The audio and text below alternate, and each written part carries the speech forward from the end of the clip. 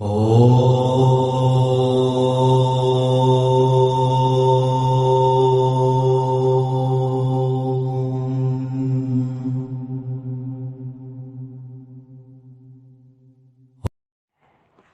सांख्य दर्शन पंचम अध्याय सूत्र संख्या 80।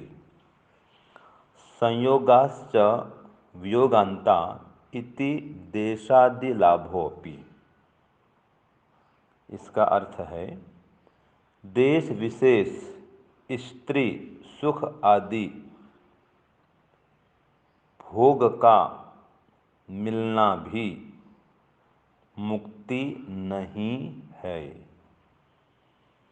तो सूत्रार्थ ये हो गया कि देश विशेष और स्त्री सुख आदि इनका भोग मिलना भी मुक्ति नहीं है।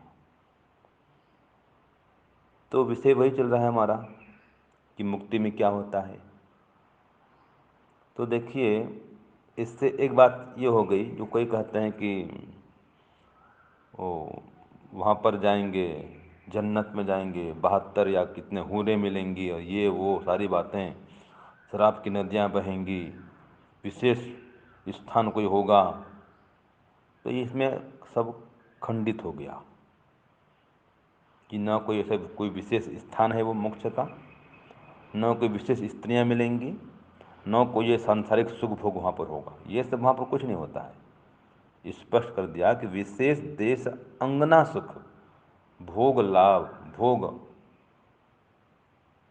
ये जो सांसारिक सुख है, विशेष स्थान जिसको हम स्वर्ग बोलते हैं, जन्नत कह देते हैं, कोई चौथा आसमान कहता है, कोई सातवां आसमान कहता है। तो ऐसा कोई स्थान विशेष मोक्ष नहीं है। मोक्ष माने सारा ब्रह्मांड भर में कहीं भी मुक्तात्मा जा सकता है। और स्त्री सुख, यहाँ पर कहा इसको अंगना सुख, तो माने स्त्री सुख।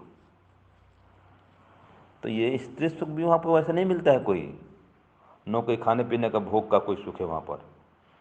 तो ये मुक्ति नहीं है। इसलिए बोल दिया कि भोग आदि लाभो अपि मुक्ति न युक्ता। इन भोग आदि की प्राप्ति होना, इनका लाभ होना, ये भी मुक्ति नहीं है। क्यों? क्योंकि बाह्य वस्तु समागमा खलु वियोगांता। जो बाह्य वस्तुओं से समागम होता है, जो इनके साथ संयोग होता है, वो तो वियोगांत होता है। जो इनसे मिलना जुलना होता है या बाह्य पदार्थों से जो संबंध जुड़ता है, वो सारे संबंध तो नाशवान है।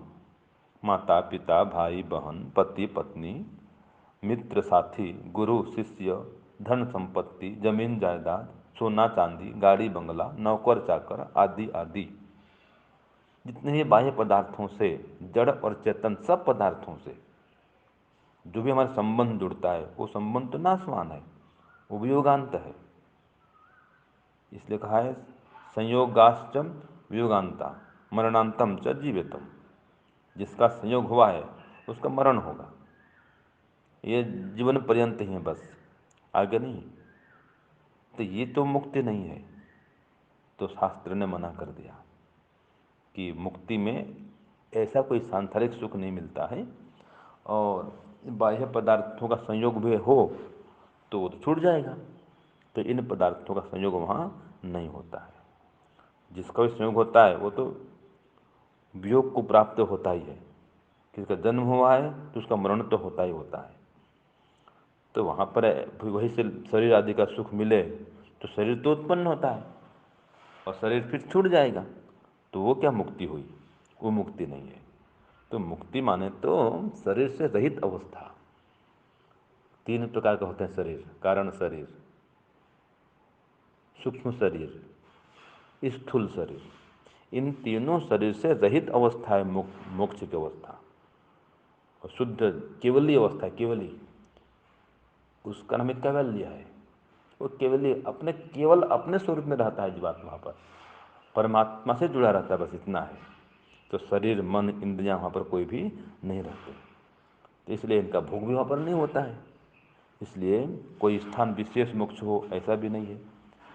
स्त्री अन्न पान आदि का सुख मिलता हो, ये भी मोक्ष या मुक्ति नहीं है।